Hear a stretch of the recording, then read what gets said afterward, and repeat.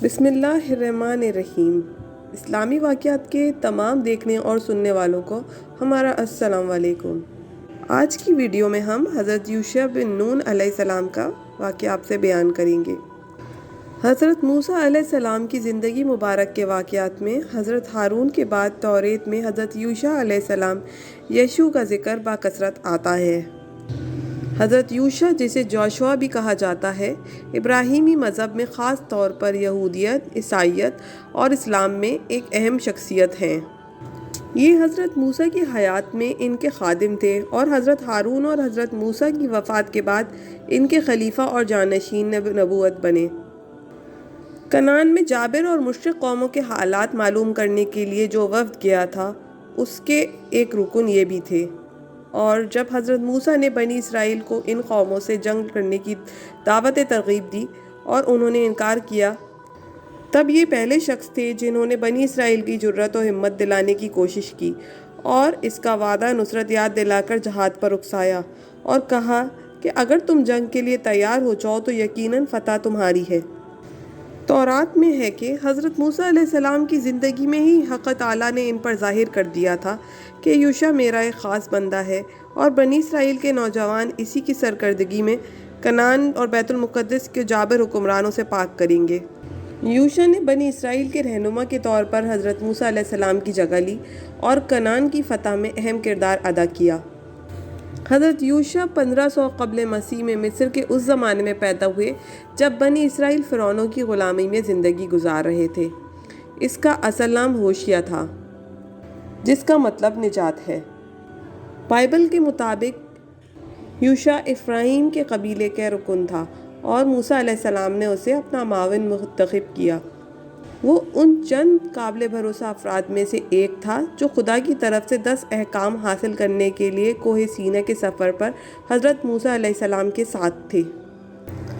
اللہ تعالیٰ نے موسیٰ سے کہا کہ نون کے بیٹے یشوع کو لے کر اس پر اپنا ہاتھ رکھ، کیونکہ اس شخص میں روح ہے، اور اسے الارض، کاہن اور ساری جماعت کے آگے کھڑا کر کے ان کی آنکھوں کے سامنے اسے وصیت کر اور اپنے رعب و دب سے اسے بہراور کر دے، تاکہ بنی اسرائیل کی ساری جماعت اس کی فرمانبرداری کرے۔ نون کا بیٹا یوشع دنائی کی روح سے معمور تھا، کیونکہ موسیٰ نے اس میں اپنے ہاتھ اس پر رکھے تھے اور بنی اسرائیل ان کی بات مانتے رہے۔ چنانچہ حضرت موسیٰ کے بعد انہی کی قیادت میں 40 برس کے بعد بنی اسرائیل کی نسل ارض مقدس میں داخل ہوئی اور انہوں نے کنعان، شام، شرق اردن سے تمام جابر و ظالم طاقتوں کو پامال کر دیا۔ آپ کا ذکر سورہ کہف میں 2 جگہ حضرت موسیٰ کے ایک نوجوان رفیق سفر کے تذکرہ کے طور پر موجود ہے۔ حضرت یوشع علیہ السلام بنی اسرائیل کی اسباط اولاد میں سے حضرت یوسف علیہ السلام کی سب سے تعلق رکھتے ہیں۔ اللہ تعالیٰ کی کرشمہ سازیوں کا یہ عجب مظاہرہ ہے کہ حضرت یوسف علیہ السلام کی بدولت کنعان کے 70 انسانوں پر مشتمل خاندان عزت و عظمت اور جاہ و جلال کے ساتھ کنعان سے ہجرت کر کے مصر میں آباد ہوا تھا۔ آج اس کے پوتے یوشع کی قیادت میں لاکھوں کی مردم شماری کا یہ خاندان پھر اپنے آباء و اجداد کے وطن کنعان میں اسی جاہ و جلال اور صفت و جبروت کے ساتھ داخل ہو رہا ہے۔ بنی اسرائیل کے مصر سے نکلنے کے بعد انہوں نے بیابان میں 40 سال گزارے۔ اسی دوران انہیں موسیٰ علیہ السلام کی رہنمائی ملی۔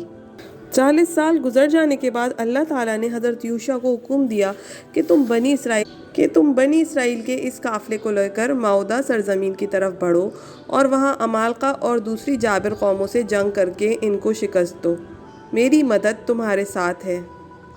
اور اللہ کے بندے موسیٰ کی وفات کے بعد ایسا ہی ہوا کہ اللہ تعالیٰ نے اس کے خادم نون کے بیٹے یشوع سے کہا، میرا بندہ موسیٰ مر گیا ہے، سو اب تو اٹھ اور ان سب لوگوں کے ساتھ لے کر یردن کے پاس اس ملک میں جا جسے ان کو یعنی بنی اسرائیل کو دیتا ہوں۔ جس جگہ تمہارے پاؤں کا تارا ٹکے، اس کو جیسا میں نے موسیٰ سے کہا تھا تم کو دیا، بیابان اور اس کے ساتھ لبنان سے لے کر بڑے دریائے فرات تک ہمیشیوں کا سارا ملک اور مغرب کی طرف بڑے سمندر تمہاری حد ہوگی۔ تیری زندگی بھر کوئی شخص تیرے سامنے کھڑا نہ ہو۔ حضرت یوشع علیہ السلام نے بنی اسرائیل کو اللہ کا پیغام سنایا اور وہ سب دشت سینا سے نکل کر ارض کنعان کے سب سے بڑے شہر اریحا کی جانب بڑھے اور دشمن کو للکارا۔ दुश्मनों ने भी बाहर निकलकर सख्त मुकाबला किया, लेकिन आखिरकार उनको शिकस्त खानी पड़ी और बनी इसराइल को ज़बरदस्त फतह और नुसरत नसीब हुई। और आहिस्ता आहिस्ता इसी तरह यशू और बनी इसराइल लड़ते लड़ते तमाम अर्ज़ मक़दस पर काबिज़ हो गए और जाबिर मुशरिकों को इससे पाक करके एक मरतबा फिर अपने आबाई वतन के मालिक कहलाए। तौरात में है कि जब बनी इसराइल जंग के लिए तैयार हुए तो अल्लाह के हुक्म से अहद का संदूक इनके साथ था। इसमें आसा, मूसा, पैरहन हारून और मन कारतबान भी था। इसके अलावा दूसरे तबर्रुकात भी थे, क्योंकि अल्लाह ताला ने इनको हुक्म दिया था कि तुम मन को महफूज कर लो ताकि तुम्हारी आइंदा नस्लें भी मुशाहिदा कर लें कि तुम पर अल्लाह का इनाम हुआ था। पेश कीमा बनी। हज़रत यूशा ने सबसे पहले किस शहर को फ़तह किया, कुरान अजीज़ में इसका नाम नहीं बताया, बल्कि क़िरिया कहकर मुहम छोड़ दिया है। इसलिए इस वाक़े को बयान करना जो मकसद है। कुछ मुहक्किकीन के मुताबिक ये बैतुल मुक़द्दस यरूशलेम है, और अरिहा इसलिए सही नहीं है कि वो बनी इसराइल के इस रास्ते में नहीं पड़ता, और ना अल्लाह ने बनी इसराइल से इसका वादा किया था, बल्कि बैतुल मुक़द्दस का वादा किया था। क़रिया से मुराद बैतुल मुक़द्दस होना इसलिए सही है कि अल्लाह ताला के हुक्म से यूशा और बनी इसराइल ने अरिहा में सबसे पहले इमालका को शिकस्त दी और उसके बाद अर्ज़ कनान को फ़तह करते हुए अर्ज़ फ़लस्तीन जा पहुँचे और बैतुल मुक़द्दस को भी फ़तह कर लिया। चूँकि ये मुकाम इनकी फतूहात का मरकज़ और मकसद वहीद था, इसलिए जब वो फ़तह हो गया तो अल्लाह ताला ने इस अज़ीमुश्शान कामयाबी पर वो हुक्म दिया जिसका ज़िक्र कुरान अज़ीज़ में है। सूरह बकरा में है कि और जब हमने कहा इस बस्ती में दाखिल हो और अपनी मर्ज़ी के मुताबिक जो खाओ और शहर के दरवाजे पर न्याज़मंदी के साथ झुकते हुए दाखिल होना और ये कहते हुए जाना, इलाही हमारी ख़ताओं को माफ़ फरमा, हम तुम्हारी ख़ताओं को बख्श देंगे और अनकरीब नेकोकारों को और ज़्यादा देंगे। बस ज़ालिमों ने इस कौल को जो उनसे कहा गया था दूसरे कौल में बदल दिया।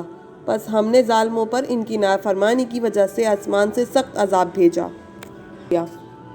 हज़रत यूशा और बनी इसराइल के इन वाक़यात में सबसे ज़्यादा जो बात जाज़िब तवज्जो है वो ये कि एक इंसान का इंसानी और अखलाकी फ़र्ज़ है कि जब उसको किसी मुसीबत या इम्तिहान से निजात मिले और वो कामयाब और फ़ाइज़ुल अमर होकर अपनी मुराद को पहुँचे, तो वह गरूर और नख़वत के जाल में फंसकर ये ना समझ बैठे कि ये मेरी ज़ाती इस्तिताद और काबिलियत का नतीजा है, बल्कि अल्लाह बरतर का शुक्रगुज़ार रहे और अपने इज्ज़त का एतराफ़ करते हुए इसके सामने सर न्याज़ से झुका दे, ताकि वो दुनिया और आखिरत दोनों में शादबान और कामरान रहे। दोस्तों, ये थी हमारी आज की वीडियो। उम्मीद करते हैं आपको हमारी वीडियो पसंद आई होगी। अगर आपको हमारी वीडियो पसंद आई है तो हमारे चैनल को लाइक, शेयर और सब्सक्राइब करना ना भूलिएगा। मिलते हैं एक नए इस्लामी वाक़े के साथ, तब तक के लिए अल्लाह हाफ़िज़।